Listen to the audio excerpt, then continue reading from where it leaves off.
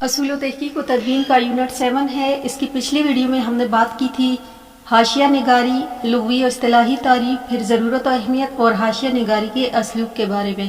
آج اسی یونٹ کا پارٹ 2 ہے جس میں ہم بات کریں گے حوالہ نگاری کی، پھر اس کی ضرورت و اہمیت اور حوالہ نگاری کے معروف اسالیب کون کون سے ہیں۔ تو اگر چینل پر نیو ہے تو چینل کو سبسکرائب کر دیں، ویڈیو پسند آئے تو اسے لائک کر دیں تاکہ میری ہر نئے آنے والی ویڈیو سے آپ لوگ مستفید ہوں۔ حوالہ نگاری تحقیق کا بنیادی اور اہم حصہ ہے۔ اصول و تحقیق میں حوالہ جات کی اہمیت مسلمہ ہے۔ حوالہ نگاری کے لیے درست اسلوب کا التزام نہایت اہم ہے۔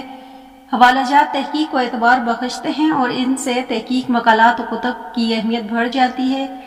کسی مقالے یا کتاب کے حوالہ جات پر سرسری سی نگاہ ڈالنے سے معلوم ہو جاتا ہے کہ کتاب میں اقتباسات کی علمی اور تحقیقی قدر و قیمت کیا ہے اور یہ کس معیار کا ہے۔ پھر اگر بات کریں اس کی ضرورت و اہمیت کی تو حوالہ جات کسی بھی تحقیق کام کے استناد حیثیت پر مہر تصدیق ثبت کرتے ہیں اور اسے گمنامی سے نکال کر اہل علم اور محققین کے ہاں قبولیت عطا کرتے ہیں۔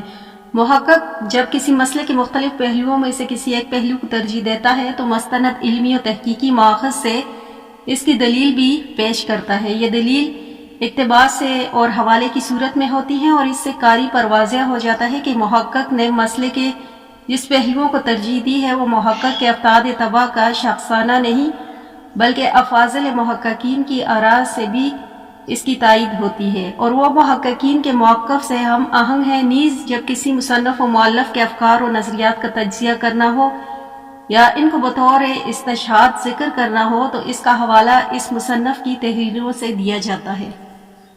حوالہ جات کو ان اقتباسات کی گواہی کے طور پر دیکھنا چاہیے جو محقق نے لفظی یا معنوی طور پر تحقیق میں برتتے ہیں۔ چنانچہ محقق مصنف پر لازم ہے کہ وہ اقتباسات کے انتخابات میں بنیادی اور مستند مصادر پر ہی اعتماد کریں اور اہم مصادر کا حوالہ دینے کے بعد کم تر مصادر کا حوالہ دینے سے اجتناب برتتے ہیں، کیونکہ اہم ترین مصادر کا حوالہ دینے کے بعد ثانوی اور کم تر ماخذ کا حوالہ دینے سے تصنیف کا معیار کم ہو جاتا ہے اور طباعت پر آنے والی لاگت بھی بڑھ جاتی ہے۔ محقق کو چاہیے کہ وہ مقالے پہ برتے گئے اقتباسات کے بارے میں حوالہ جات میں مکمل معلومات کا اندراج کرے، خواہ وہ اقتباسات براہ راست ہوں یا بالواسطہ ہوں، ہر وہ دو صورت میں یہ بتانا چاہیے کہ انہیں کہاں سے مستعار لیا گیا ہے۔ حوالہ جات تحقیقی مقالات اور تحقیقی تصانیف کا بنیادی عنصر ہے۔ نگران مقالہ کاری حوالہ جات کے ذریعے ہی اصل مصادر سے دیکھ کر اقتباسات کے درست ہونے پر یا نہ ہونے کا فیصلہ کر سکتا ہے۔ یہ بات دوران تحقیق ہر وقت محقق کے پیش نظر رہنی چاہیے کہ تحقیق کا یہ بنیادی تقاضا ہے کہ جہاں کہیں بھی استفادہ کیا جائے، جو بات بھی لکھی جائے اور جو دعویٰ بھی کیا جائے، اس کی مضبوط علمی دلیل موجود ہو۔ اس کی بنیاد ایسے ٹھوس اور پختہ شواہد پر استوار ہو جو تحقیقی دنیا میں استنادی حیثیت کے حامل قرار پا سکیں اور وہ مسلمہ شواہد حوالہ جات ہی ہوتے ہیں۔ حوالہ جات تحقیقی استناد کی لازمی ضرورت ہے۔ چنانچہ حوالہ جات کا اہتمام اس لیے بھی ضروری ہے کہ قاری کو معلوم ہو سکے کہ مصنف نے جو بات کہی وہ کہاں سے اخذ کی گئی، اور قاری اگر اس بات کی تصدیق کا خواہاں ہو تو بلا تکلف ایسا کر سکے۔ تحقیق دنیا دعووں کی نہیں بلکہ دلائل کی دنیا ہے۔ یہاں جو بات بھی کی جاتی ہے اس کی دلیل مہیا کرنا ہوتی ہے۔ دلیل کی فراہمی کا یہ عمل حوالہ دینا کہلاتا ہے، اور تحقیق میں حوالہ دینے کے درست اسلوب کو حوالہ نگاری سے تعبیر کیا جاتا ہے۔ پھر بات کرتے ہیں حوالہ نگاری کے معروف اسالیب کون کون سے ہیں۔ تو سب سے پہلے تو ہے اس کا شکاگو حوالہ جاتی اسلوب۔ حوالہ نگاری کے پہلے معروف طریقے شکاگو مینول آف سٹائل میں ہر صفحے کے حوالے اس صفحے پر اندراج کیے جاتے ہیں۔ صفحے کے اوپر والا حصہ متن کے لیے مختص ہونا جبکہ نیچے والا حصے میں حوالوں کا اندراج کیا جاتا ہے۔ اس طریقے اندراج کو فوٹ نوٹ کہا جاتا ہے۔ اس اسلوب کے مطابق ہر صفحے پر آنے والے حوالہ جات پر متن میں قوسین یعنی اسمال بریکٹس کے اندر حوالے کے نمبر لگا دیے جاتے ہیں اور پھر ان نمبروں کے تحت اسی صفحے کے آخر میں پاور کے حوالہ درج کیے جاتے ہیں۔ حوالہ نگاری کا یہ اسلوب مصنف کے نام سے شروع ہوتا ہے، اگرچہ بعض محققین مصنف کے نام کے بجائے کتاب کے عنوان کو پہلے درج کرتے ہیں، تاہم مصنف کے نام سے حوالے کی ابتدا زیادہ بہتر ہے۔ چنانچہ حوالہ نگاری کے اس اسلوب میں سب سے پہلے مصنف محقق مؤلف کا نام درج کیا جاتا ہے۔ نام کا اندراج کرتے وقت سب سے پہلے نام کا مشہور حصہ جیسے لقب، کنیت، خطاب وغیرہ جو بھی زیادہ معروف ہو پہلے دیا جاتا ہے اور پھر مکمل نام دیا جاتا ہے۔ لیکن جہاں یہ اہتمام محال ہو وہاں مصنف کا مکمل اصل نام ہی شروع میں دیا جاتا ہے۔ نام کے مختلف حصے جیسے نام کا مشہور حصہ، کنیت، لقب اور اصل نام وغیرہ کے درمیان کوما لگا دیا جاتا ہے۔ نام کے ساتھ قوسین میں مصنف کا سن ولادت و وصال لکھا جاتا ہے۔ اگر سن ولادت معلوم نہ ہو سکے تو صرف سن وصال پر ہی اکتفا کیا جاتا ہے۔ علوم اسلامیہ کے تحقیقی مقالات میں زیادہ بہتر تو یہ ہے کہ مصنفین کے زمانے میں تعین میں ہجری اور عیسوی دونوں طرح کے سنین کا اندراج کیا جائے۔ اس کے بعد جلی حروف میں کتاب کا نام، کتاب پر اگر کسی محقق نے تحقیق کی ہو تو پھر اس کا نام، اس کے بعد مقام اشاعت، ملک، شہر، اس کے بعد طباعتی ادارے کا نام، پھر سن اشاعت، پھر طباعت کا نمبر جیسے طبع اول، دوم وغیرہ۔ اس کے لیے مختصر رموز مخففات کا استعمال کیا جاتا ہے۔ اس کے بعد کتاب کی جلد نمبر، پھر صفحہ نمبر دیا جاتا ہے۔ اگر حوالہ کسی حدیث کی کتاب سے ہو یا کسی دوسرے فن تفسیر، سیرت و طبقات وغیرہ کی کسی ایسی کتاب سے ہو جس کی احادیث کی تخریج ہو چکی ہو، پھر حدیث کا نمبر بھی درج کیا جاتا ہے۔ اس اسلوب میں اصطلاحاً تو کتاب کا نام، سن اشاعت، مقام اشاعت اور طباعت کا نمبر دیا جاتا ہے، ایسی معلوم قوسین میں دی جاتی ہے، اور جلد نمبر اور صفحہ نمبر کا اندراج کوما لگا کر کیا جاتا ہے۔ مگر ہمارے ہاں جامعات میں اعلیٰ تعلیمی اسناد کے حصول کے لیے لکھے جانے والے تحقیقی مقالات اور تحقیقی جرائد میں عموماً قوسین کا اہتمام نہیں کیا جاتا، بلکہ قوسین کے بجائے کومے ہی لگا دیے جاتے ہیں۔ تاہم بعض مجلات میں اس اسلوب کی پیروی کی جاتی ہے اور مذکورہ معلومات قوسین ہی میں درج کی جاتی ہے۔ حوالہ نگاری کا شکاگو اسلوب پاور کی طرز حوالہ کے طور پر معروف ہے، اور یہ اسلوب علوم اسلامیہ میں تحقیق کے لیے زیادہ موزوں ہے، کیونکہ اس اسلوب میں متن میں حوالہ نمبر دیا جاتا ہے اور اسی صفحے کے آخر میں فٹ نوٹ کی صورت میں اس نمبر کے تحت مکمل حوالے کا اندراج کیا جاتا ہے۔ حوالے کے اندراج کا یہ اسلوب منطقی لحاظ سے بھی آسان اور عام فہم اور دیگر معاصر اسالیب کے مقابلے میں علوم اسلامیہ میں مروج طریقہ کار سے زیادہ مطابقت رکھتا ہے۔ ہمارے ہاں جامعات میں علوم اسلامیہ کی ڈگری کے حصول کے لیے لکھے جانے والے مقالات اور تحقیقی مجلات میں اشاعت کے لیے لکھے گئے مقالات میں عمومی پاور کی حوالہ جات کا اسلوب ہی مروج ہے۔ پھر اس کا دوسرا اسلوب ہے حوالہ نگاری کا ہارڈ ورڈ سٹائل۔ اس اسلوب کے مطابق حوالے کا اندراج دو حصوں میں کیا جاتا ہے۔ ایک متن کہلاتا ہے، قوسین کے اندر دیا جاتا ہے۔ اس حصے میں کتاب کے مصنف یا مؤلف کا معروف نام، کتاب کا سن اشاعت اور متعلقہ صفحہ نمبر لکھا جاتا ہے۔ اسے مختصر حوالہ بھی کہا جاتا ہے۔ اور ہارڈ ورڈ سٹائل کے دوسرے حصے کا اندراج تصنیف، مقالہ یا کتاب کے بالکل آخر میں کیا جاتا ہے۔ اس حصے میں مصنف کا مکمل نام، دیگر تمام تفصیلات درج کی جاتی ہیں۔ کتاب کے تمام حوالہ جات کو آخر میں اکٹھا کر دیا جاتا ہے اور ان کا اندراج الف بائی ترتیب کے مطابق کر دیا جاتا ہے۔ تفہیم کے لیے ہم یوں بھی کہہ سکتے ہیں کہ ہارڈ ورڈ حوالہ جاتی اسلوب میں حوالہ متن کے اندر جملے کے درمیان یا اختتام پر قوسین میں دیا جاتا ہے اور مقالے کے آخر میں کتابیات میں اس کی تفصیل دی جاتی ہے۔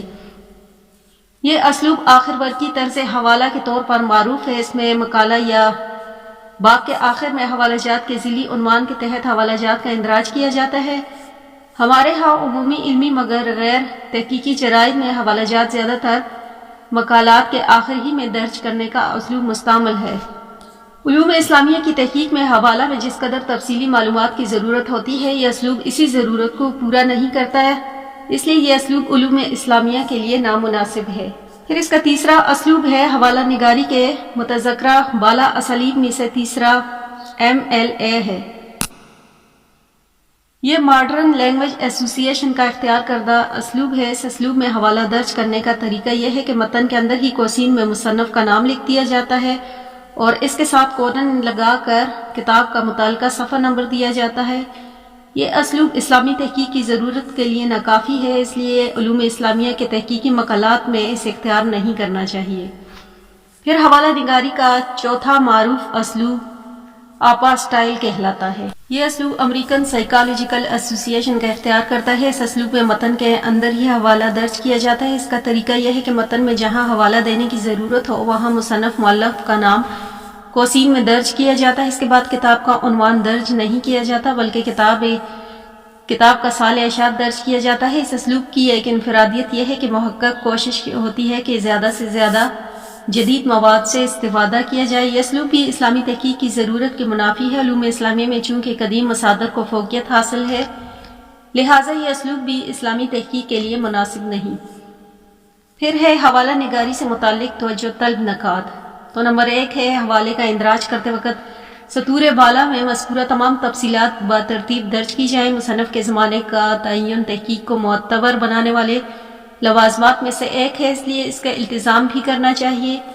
دوسرا ہے کہ مصنف کے نام کے ساتھ تحقیق کی روایت کے منافی القابات جیسے حضرت مولانا علامہ مجزلہ عالی مرتبت صاحب وغیرہ کے استعمال سے گریز کیا جائے۔ اس طرح ناشر کے ساتھ کارپوریشن انٹرنیشنل لمیٹڈ وغیرہ کے استعمال سے اجتناب برتنا چاہیے۔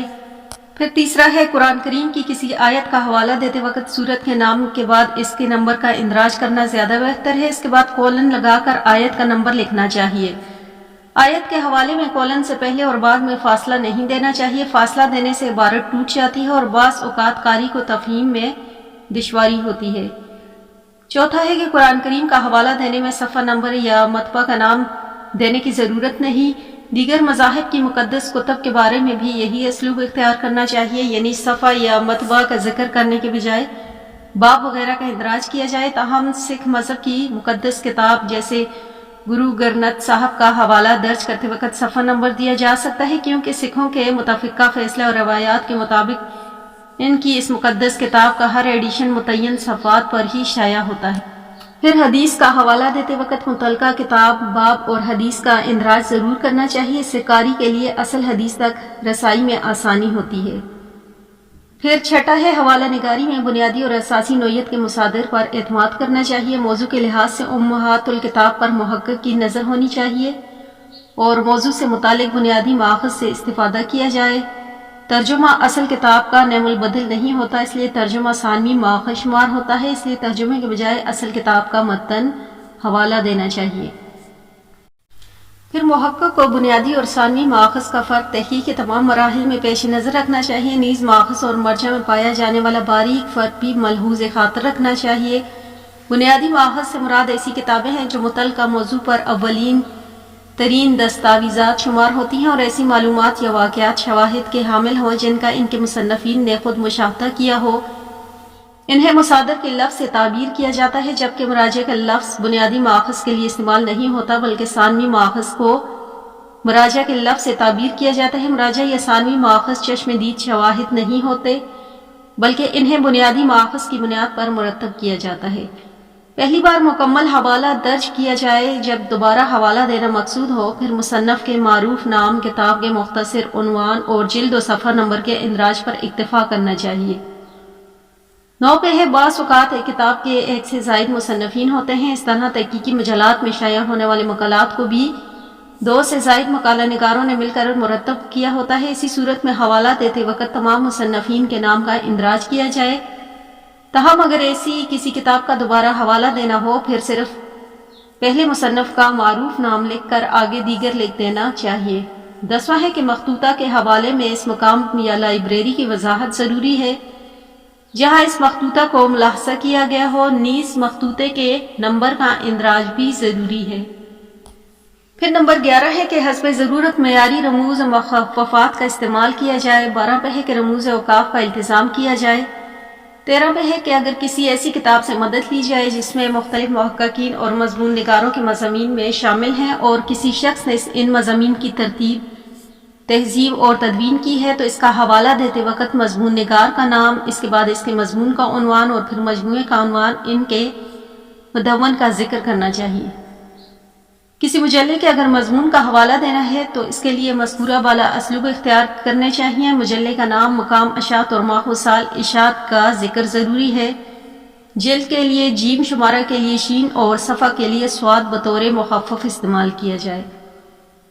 فقہی مسائل کے کتب سے حوالہ دیتے وقت مسئلہ زیر بحث کے ساتھ متعلقہ کتب، باب اور فصل کا حوالہ کاری کے لیے مزید سہولت فراہم کرتا ہے، اس لیے اس کے اندراج کا اہتمام کیا جانا چاہیے۔ لغت یا کسی موسوعہ کا حوالہ دیتے وقت صفحہ یا ایڈیشن کا ذکر کرنا ضروری نہیں۔ موسوعہ کی صورت میں اس کا نام اور مضمون کے عنوان اور مصنف کے بارے میں معلومات دینا ضروری ہے۔